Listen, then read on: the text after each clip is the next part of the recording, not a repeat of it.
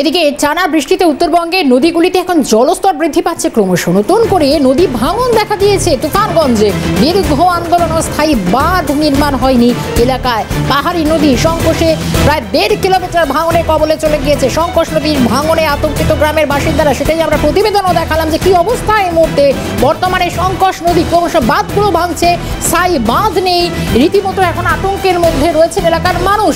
নদী পাড়ে বসবাসকারী যে সমস্ত বাসিন্দারা রয়েছেন সেই ছবিটা একবার দেখাই আগে। বাঁধগুলোর যা অবস্থা, একেবারে কয়েকশো মিটার ধরে এই ভাঙন ক্রমশ গ্রাস করছে। এতদিন ভাঙনের চেনা ছবি ছিল মালদা মুর্শিদাবাদ জুড়ে, এখন কোচবিহারে বিস্তীর্ণ এলাকা তুফানগঞ্জের ভাঙনের গ্রাসে চলে যাচ্ছে। আমি সরাসরি যাব একেবারে ঘটনাস্থল, দুর্ঘটনাস্থল সেই জায়গা থেকে। রয়েছেন আমাদের সঙ্গে শশীকেশ। আমি দেখতে পাচ্ছি তুমি তুফানগঞ্জের সংকোষ নদীর এলাকায় হয়তো রয়েছো। একেবারে ক্রমশ নদী ভাঙনের চওড়া হচ্ছে, জলস্তর বৃদ্ধি পাচ্ছে, গ্রাস করছে একাধিক গ্রাম, একাধিক এলাকা। কি ছবি, বাসিন্দারা কি বলছেন?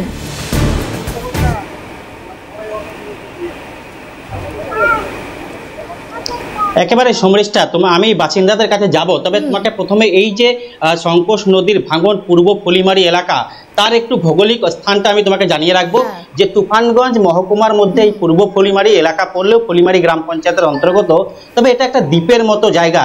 একে তো এই এলাকার মানুষের বহু সমস্যা রয়েছে, তার কারণ তাদের নদী পেরিয়ে কিন্তু মহকুমার যে মূল শহরের দিকে যেতে হয়, পাশাপাশি তাদের নানা সমস্যা তো রয়েছে। তার মধ্যে এই যে সংকোষ নদী দেখছো তুমি, এটা দীর্ঘদিন ধরে কিন্তু ভাঙন হচ্ছে। প্রায় ইতিমধ্যে 22 থেকে 23 বিঘা জমি এই নদী গর্ভে চলে গিয়েছে। প্রায় 6000 মানুষের বসবাস এই গ্রামে। আর তারপরেও প্রতি বছর নির্বাচনের সময় নেতা নেত্রীরা আসেন, তারা প্রতিশ্রুতি দেন, কিন্তু এই বাঁধের কাজ হয় না। আমি এবার গ্রামবাসীদের কাছে যাবার একটা চেষ্টা করব যে তাদের সমস্যার কথা আমি শুনবো। বললাম দাদা, এই যে ভাঙনটা কতদিন ধরে আর কি কি সমস্যা হচ্ছে? সমস্যা, নদী ভাঙন অনেক দিন ধরে সমস্যা অবশ্যই, কিন্তু সমস্যা আর কি দেখাবো, আমাদের রাস্তাঘাটই ভেঙে যাচ্ছে। মনে করেন কোনো নেতারা উপর মহলে থেকে কোনো রাস্তাঘাট বেঁধে দেওয়ার কোনো সমাধান করেনি। কতগুলো বাড়ি এখনো পর্যন্ত নদীগর্ভে গিয়েছে? এখন পর্যন্ত মনে করেন 500-700 বাড়ি অলরেডি 2-4 বছরের ভিতরে 500-700 বাড়ি চলে গিয়েছে। এটা নিয়ে আপনারা প্রশাসনের দ্বারস্থ হননি? হ্যাঁ, আমরা অঞ্চল, ব্লক অফিস, এই সমস্ত জায়গায় উপর মহলের নেতাদেরকে অনেকবার জানাইছি। অ্যাকচুয়ালি আমাদের এখানে দরিদ্র পার্সেন্টেজই বেশি, মানে 99% দরিদ্র কৃষক, কৃষিজীবী, তারা কর্মজীবিতে ব্যস্ত থাকে। যদি কোনো উপর মহলের নেতাদের কাছে যাইতে হয়, কিন্তু আমরা সে ক্ষেত্রে পারি না, আর্থিকভাবেও অসহায়। এখন ওনারা যদি দয়া করে আমাদের এই বারটা দিয়ে দিত, হয়তো অবশ্যই আমাদের এখানে আমাদের এই শ্রমিকরা বেঁচে থাকতে পারবে। এখন কত পরিবার কতটা সমস্যার মধ্যে আছে? এখন মোটামুটি ধরেন এটার পিছন সাইডটা দেখলে মোটামুটি 1003 ফ্যামিলি সমস্যার মধ্যে আছে, 1003। আর তার সঙ্গে আসামও কিন্তু রয়েছে। যদি আমাদের এই 1003 ফ্যামিলি যদি সমস্যার মধ্যে পড়ে, তাহলে আসামও থাকবে না, আসামেরও কিছু অংশ চলে যাবে। একেবারে সমৃষ্ঠা, তুমি শুনছিল এই যে যিনি স্থানীয় বাসিন্দা তিনি যেটা বলছেন যে আসামের কিন্তু সমস্যায় পড়বে এই নদী ভাঙনের ফলে। তার কারণ এই যে ভৌগোলিক স্থানের কথা বললাম প্রথমেই, এই যে এই গ্রামের পাশাপাশি পার্শ্ববর্তী কিন্তু আসাম এলাকা রয়েছে। আসামের বেশ কিছু গ্রামও কিন্তু এই সংকোষ নদীর উপর নির্ভরশীল রয়েছে। আমি এলাকার মহিলাদের কাছে যাওয়ার একবার চেষ্টা করি, বললাম কথা বলি একটু। বললাম দিদি, এই যে সমস্যা কি বলবেন?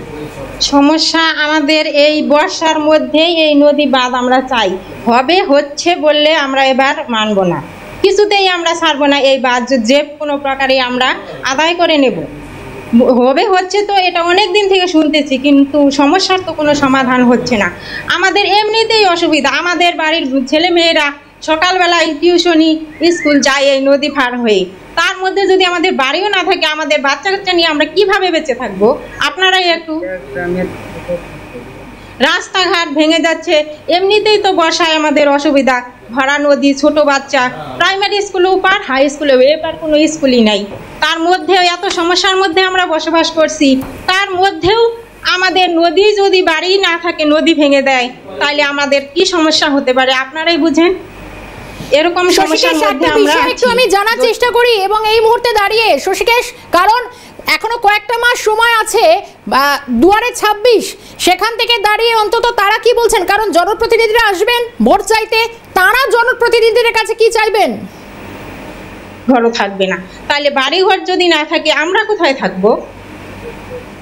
বললাম দিদি, আবার তো ভোট আসছে, কিছুদিন পরেই দেখা যাবে যে নেতাদের ঢল নামবে এলাকায়, এবার কি করবে? এবার আমরা সবাই মিলে সিদ্ধান্ত নিয়েছি, বর্ষার আগে যদি বান না হয়, এই বর্ষার মধ্যে যদি আমাদের বাড়িঘরই না থাকে, ভোট আমরা দেব না। বাড়িঘর নিয়ে যদি টানাটানি করতে হয়, অন্য দেশে চলে যেতে হয়, ভোট দেব কেন? ঘর দিচ্ছে সান্ত্বনা পুরস্কার, আমরা এই সান্ত্বনা পুরস্কার কিছুতেই চাই না। ঘর দিয়ে লাভ কি? আমাদের যদি জায়গা না থাকে, ঘর দেওয়ার মতো জায়গা যদি না থাকে, ঘর তো সবারই আছে, ছোট হোক বড় হোক যেরকমই আছে সবাই থাকতে পারে, কিন্তু ওই পাকা ঘর দিদি দিচ্ছে, কিন্তু আমাদের এই ব্যবস্থা নিচ্ছে না। ওই পাকা ঘর আমাদের চাই না।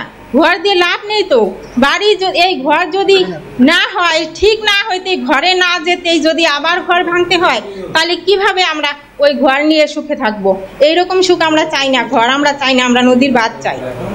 একেবারে সমৃষ্ঠা, তুমি শুনলে, তারা নদীর বাঁধ চায়। এই যে আবাস যোজনার ঘর দেওয়া হচ্ছে, সেই ঘর তারা চায় না। তার কারণ সেই ঘর তৈরি করলে হয়তো নদী যে ভাঙন, সেই নদী ভাঙনে ঘরটি হয়তো নদী গর্ভে চলে যাবে। তাই তারা স্থায়ী বাঁধ চাচ্ছে, মানে স্থায়ী সমস্যার সমাধান তারা চাইছে এই গ্রামের মানুষ পলিমারি। তোমাকে ছবি দেখাবো, এই যে মূলত এই যে নদী ভাঙন, সেই নদী ভাঙনের ফলে এই যে গোটা গ্রামটা দেখাচ্ছি আমি। একদমই শশীকেশ, আপাতভাবে তোমায় ধন্যবাদ জানাবো। পরবর্তীতে আমাদের নজর থাকবে তুফানগঞ্জের এই অবস্থা, গ্রামের পর গ্রাম এখন তলিয়ে যাচ্ছে, সংকোষ নদীর এই ভয়াল চেহারা গ্রাস করছে গ্রামকে। ধন্যবাদ শশীকেশকে।